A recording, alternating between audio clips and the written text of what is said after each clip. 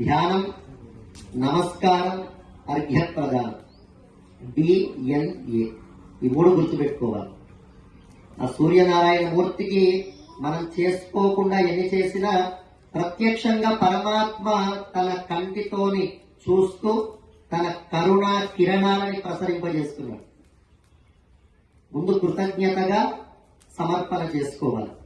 సంధ్యాహీన అశుచిర్నిత్యం అనర్హ సర్వకర్మసు. సంధ్యావందనం చేయని వాడు ఎటువంటి దేవతా పూజకి అర్హత కలిగిన వాడు కాదు.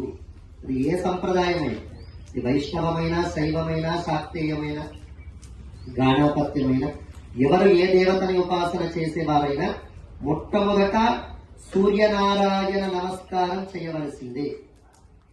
ఆ సూర్యనారాయణ మూర్తికి నమస్కారం ఎలాంటిది అంటే, సైంటిఫిక్ గా తెలుసుకోవాలంటే డాక్టర్స్ అందరు చెప్తారు, మన లోపల ఎన్ని విటమిన్స్ ఉన్నా బి విటమిన్ కరెక్ట్ గా లేకపోతే ఎన్ని విటమిన్స్ ఉన్నా ఏ విటమిన్ కూడా పనిచేయదు. ఆ డి విటమిన్ ఇచ్చేవాడు ఎవరు? సూర్యుడు.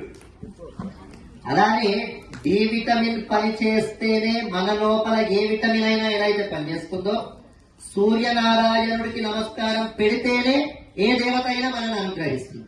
ఇది దీనికి లాజిక్ అంటుంది. కనుక మన సంస్కృతి అంత గొప్పది.